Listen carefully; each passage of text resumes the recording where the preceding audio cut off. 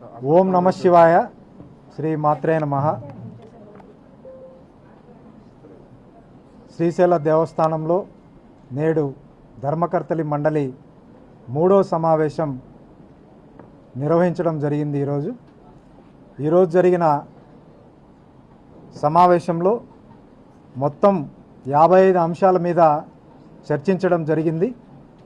వాటిల్లో 47 అంశాలను ధర్మకర్తలి మండలి బోర్డు ఆమోదించడం జరిగింది. 2 అంశాలను వాయిదా వేయడం జరిగింది. 1 అంశాన్ని తిరస్కరించడం జరిగింది. వీటిల్లో ఒక 5 అంశాలను తర్వాత నిర్ణయం తీసుకోవడం జరుగుతుందని బోర్డు ఆమోదించడం జరిగింది. వీటిల్లో ముఖ్యమైనటివి భక్తుల సౌకర్యార్థం అధునాతన క్యూ కాంప్లెక్స్ నిర్మాణానికి తీర్మానించడం జరిగింది. అలాగే శ్రీశైల క్షేత్రంలో ఒక దివ్యమైన భవ్యమైన 108 అడుగుల అర్ధనారీశ్వర విగ్రహం నిర్మించాలని చెప్పి ఈ ధర్మకర్తలి మండలి బోర్డు ఆమోదించడం జరిగింది.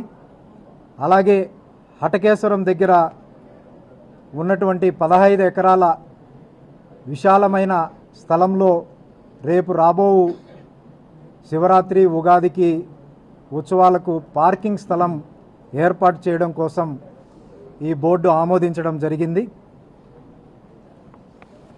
అమ్మవారి ఆలయం ముందు పక్క ఉన్న మండపాన్ని నిర్మించడానికి తిరిగి పునర్నిర్మించడానికి ఈ ధర్మకర్తలి మండలి బోర్డు ఆమోదించడం జరిగింది.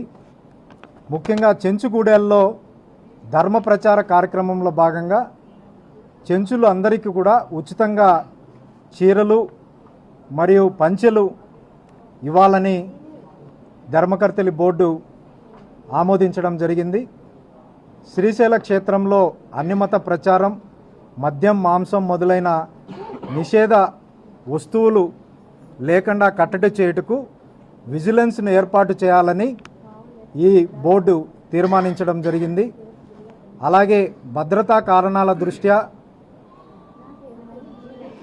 దేవస్థానంలో ఎస్పీఎఫ్ సిబ్బందిని నియమించుటకు డిఎస్పీ స్థాయి అధికారి నియమించుట కొరకు ఈ ధర్మకర్తలి మండలి సమావేశంలో తీర్మానించడం జరిగింది.